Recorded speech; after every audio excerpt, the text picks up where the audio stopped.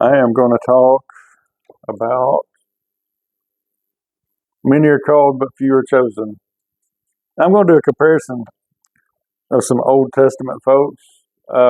Everybody's heard at least something about them, I'm sure. Everybody's heard of King David, right? King Solomon, Moses, Balaam. Everybody heard Balaam, right? I talked about him not long ago. Elijah. Everybody's heard that too, right? Okay. In Ephesians chapter 1, verse 4, I'm going to be quick with some of these scriptures, but I'm going to read that. Ephesians, if I can find my Bible out. Ephesians chapter 1, verse 4.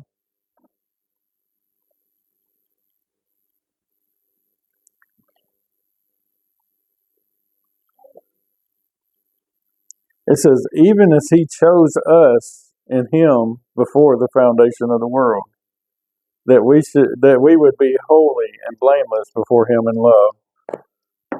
Chose, the scripture that I base this off of, many are called, few are chosen, is in Matthew, and Jesus said that saying. Chosen and called are two, they're a little bit different. They kind of overlap, but they're a little different. Everybody's called to be saved. Everybody's called to be a saint. Every human being. God had a plan for every person to be saved.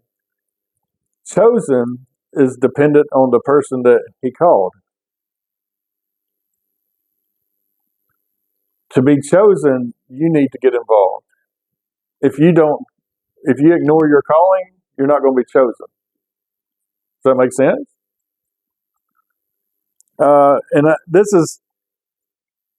I'm going to say it the way I see it.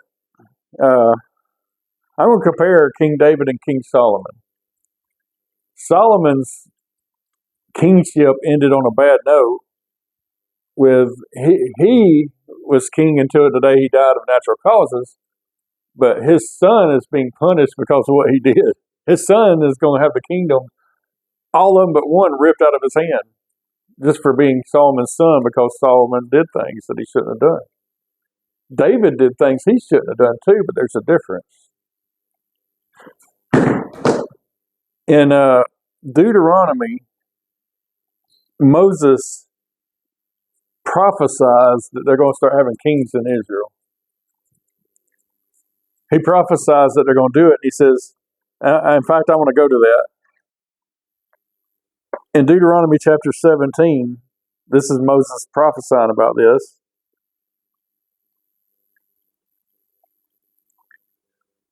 Deuteronomy 17, and I'm going to start at verse 14. It says, when you come to the land that the Lord your God is giving you, and you possess it and dwell in it, and say then, I will set a king over me, like all the nations that are around me, you may indeed set up a king over you, whom the Lord your God will choose. One king from among your brothers you shall set as king over you. You may not put a foreigner over you, who is not your brother. Only he must not acquire many horses for himself, or cause the people to return to Egypt in order to acquire many horses, since the Lord has said to you, you shall never return that way again. And he shall not acquire many wives for himself, lest his heart turn away, nor shall he acquire for himself excessive silver and gold. And when he sits on the throne of his kingdom, he shall write for himself in a book a copy of this law approved by the Levitical priest, and it shall be with him, and he shall read it all the days of his life. You know, that applies to us in a different way, though. We're supposed to read the Word of God every day. We're supposed to get in it every day. And it's not just because it's a rule and, oh, you break the rule, you're going to get punished. It's because we can't live like him if we don't spend time in his word and presence. That's the difference in Solomon and David. Now, King Solomon did some things that he shouldn't have done, and he broke one of the 10 Commandments that I can say he broke it. But you know, King David broke more than Solomon did in in the Ten Commandments. It says, you shall not kill. He killed. It says, you shall not commit adultery. He committed adultery and then killed her husband. That's 10 Commandments he broke. That's major ones, right? They're in the Big Ten. Well, David's kingdom ended better without his children being punished, because Solomon was David's kid. He wasn't punished starting out. Now, there was some things that happened during David's reign where people were punished. There were 70,000 people died because he numbered the people of Israel without permission. But Uriah and David's innocent son from Bathsheba were the only two that was killed because of his failure there. But it said the Lord killed his son, this one born before Solomon, because she got pregnant while he was cheating with her. While Uriah, one of his mighty men, Uriah was a mighty man. He was a mighty warrior. The whole reason he killed him is because he refused to go and spend time with his wife having fun while everybody else is on the battlefield. And David couldn't cover his sin by that. He sent him home, got him drunk and everything. He slept outside the castle on the ground and wouldn't go home and sleep with his wife. So David had him killed because he couldn't hide his sin, because she was pregnant. So David did all that. But even in the New Testament, it says he had the testimony that he was a man after God's own heart. Solomon broke all those rules that Moses just said not to break, like getting too much gold for yourself, too many horses, too many wives. Solomon had 700 wives and 300 concubines. So 1,000 women that at any time he could go be with. That's how many Solomon had. Just the gold that people gave him, not from him buying and selling, and not from not from certain other countries that gave him gold, but he had 50,000 pounds of gold a year gave to him every year from a certain place. 50,000 pounds. His cups were gold. His throne was gold. Everything he touched was overlaid gold. He made like 300 gold shields that were $140,000 a piece in today's world just from the gold in them. He just acquired it. He just kept it. I ain't going to say he never gave anything away, but he sure did put a lot of gold on his stuff. What was the other one? He had 40,000 horse stables. What was the three things that said not to do when you put a king in your place, what Moses said? Don't let him acquire a bunch of gold, a bunch of horses. And what was the third thing? Too many wives? He only had 1,000 wives. I don't know if that's over the line, but probably. 50,000 pounds of gold. It's not even, he probably had more than double that. It's billions of dollars in gold that he probably had every year. Silver was considered not even valuable in his kingdom. It was so common. It said, do not acquire a bunch of silver and gold for yourself. And don't acquire too many wives. You know what else it said? It said, don't let them go to Egypt. One of the houses that Solomon built that he spent a bunch of time on was for his wife, the daughter of the Pharaoh of Egypt. He went over there and married his daughter because this visiting over there ain't bad enough. We wasn't really supposed to have much of nothing to do with Egypt because that's where he rescued him from. He married his daughter. So he did all these things, and there was warnings that kind of came up, and he just still lived that lifestyle. When David did something wrong, when he killed Uriah and took his wife, Nathan the prophet came up and told him a story about a lamb that somebody took, and he's like, they need to die. And he said, well, you're that person. You took Uriah's wife and all this stuff. And he said, Lord, forgive me. I'm sorry. And he repented. When he realized he was wrong, he would repent. In all the days of his life, even when stuff wasn't going exactly right, who do you think wrote most of the book of Psalms, which has many Psalms in it? Most of them were written by David. He made and used stringed instruments. He was always worshiping God. When his son died that was born through Bathsheba, he immediately went in and worshiped the Lord when he died. That was his heart. That's his mindset. That was his heart. He would go and spend time with God and worship Him in the worst of days.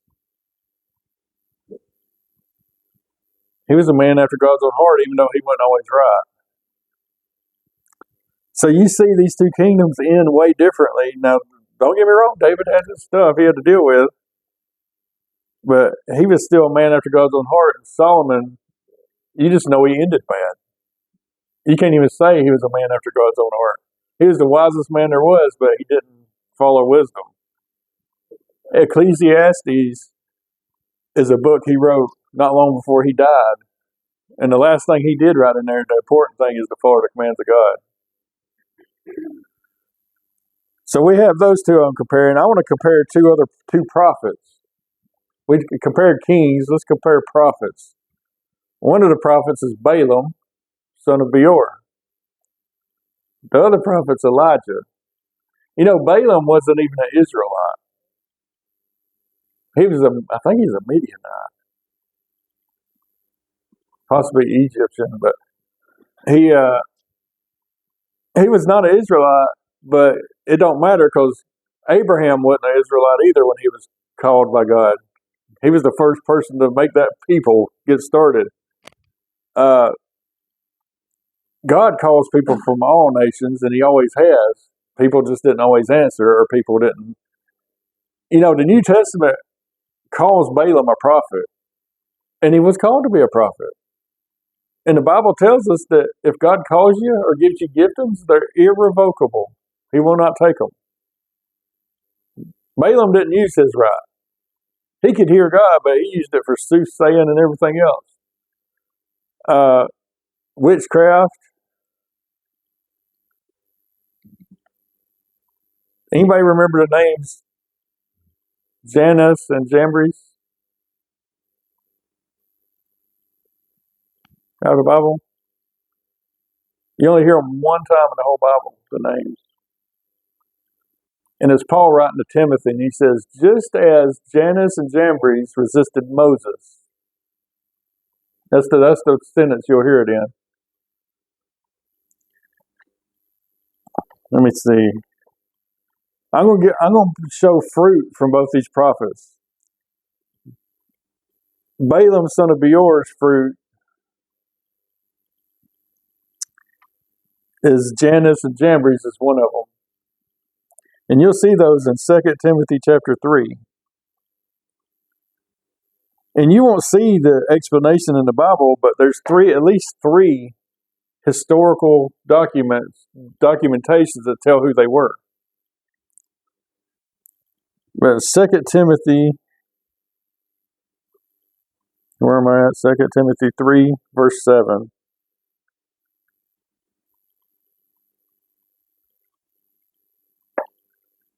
And this right here is also some reasons that when you're reading the Bible, take your time. And when something any little thing that stands out at all, study it. Does anybody remember those names? Jannes, Jambres? They were actually the two sorcerers that made snakes out of sticks in Egypt. When Moses was standing before him and Aaron threw his stick down, Jannes and Jambres were there, threw their sticks down, and then Moses' stick ate their sticks. Always learning. That's where I'm starting. Always learning in verse 7. Never able to arrive at the knowledge of the truth. Just as Jannes and Jambres opposed Moses, these men also opposed the truth, men corrupted in mind and disqualified regarding the faith. They were Balaam, son of Beor's sons, as Jannes and Jambres. The prophets' kids, doing the witchcraft and secret black magic stuff that they did in Egypt. That was his kids. That's how he raised them up. You can look several places through the scriptures, and you'll see where, well, actually, the people of Israel killed him. I mean, they killed him justly. He put stumbling blocks in front of the people of Israel on purpose. But let me see. In Exodus chapter 7, verse 11, that's where Jannes and Jambres are.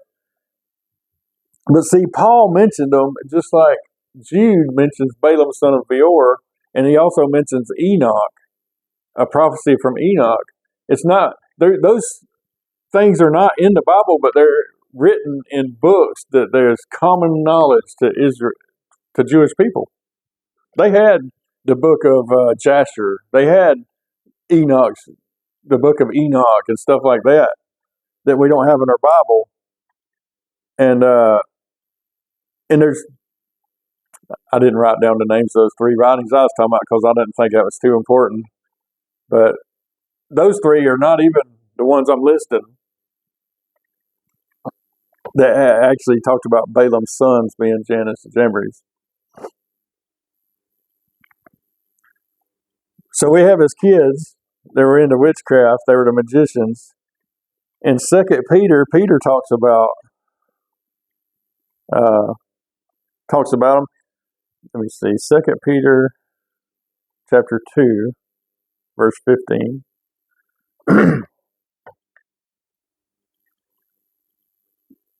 Forsaking the right way, they have gone astray. They have followed the way of Balaam, son of Beor, who loved gain from wrongdoing, but was rebuked for his own transgression. A speechless donkey spoke with a human voice and restrained the prophet's madness. So this guy's called to be a prophet, but he did bless the people of Israel back in Numbers, but he just did it because God said, look, if you go with them, you better say what I say to say. And he put an angel on the road that was set to kill him. And if his donkey wouldn't have acted up and spoke to him, his eyes wouldn't have even been open and him reveal or realize that there was an angel there opposing him.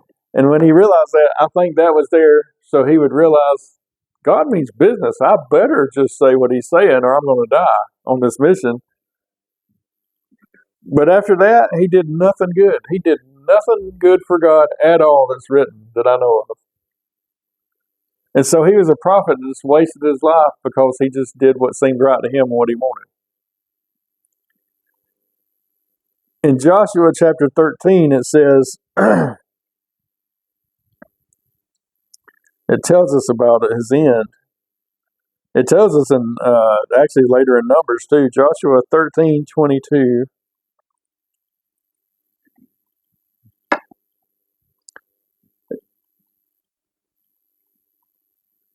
It says, Balaam also, the son of Beor, the one who practiced divination, was killed with a sword by the people of Israel among the rest of their slain. And other ones talk about soothsaying. Well, he practiced a lot of evil things and didn't live for God, even though he could hear God's voice. He's a prophet. So that was the fruit of Balaam's life. Yay! Right? He's probably proud and papa right now, right? And then we have Elijah that I was going to compare to. Elijah and Balaam are so different because Elijah had a relationship with God and spent a bunch of time with him and cared about his word. Balaam didn't care. He just used the gifting for the wrong thing. You know, a prophet, whether they're living right or not, that's a gifting. And a lot of times they're called fortune tellers when they're listening to the wrong voices. That's what a fortune teller is. Listen to demonic voices instead of God. So when you go get your palm read or some of that stuff, there you go. You're asking a demon to tell you about your life instead of just asking God to have his way in your life. When we look at Elijah, which is he's another prophet. You know he's still not dead.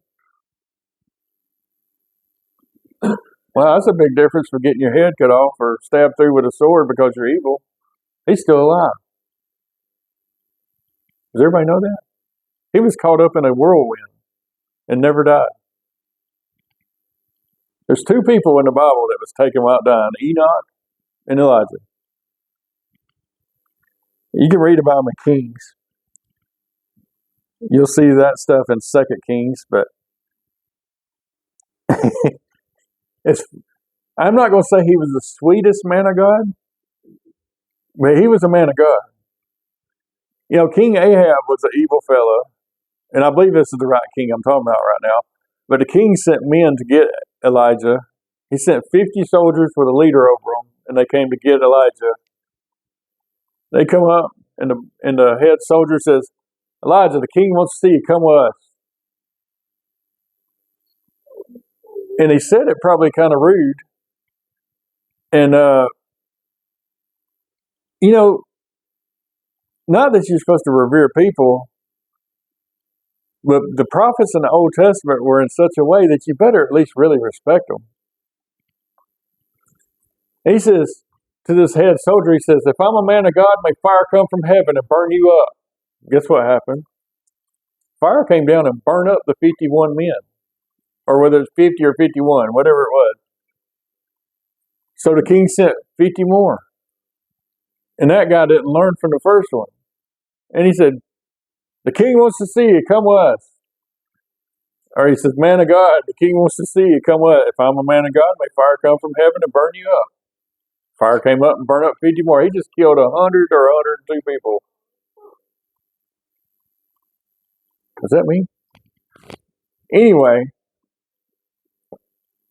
those people were burned up, and he sent a third group. He sent a third group. And this third group came, and the leader was a lot smarter than the second group's leader. And he came up softly and said, man of God, please see value in my life. Please come see the king, please. Basically how he did. And so he went with him to the king. But that's the kind of authority and just, wow, that Elijah had. If I'm a man of God, may fire come down and burn you up. Boom, you're a man of God. That's God saying, yep, you're a man of God. 100 people died right there.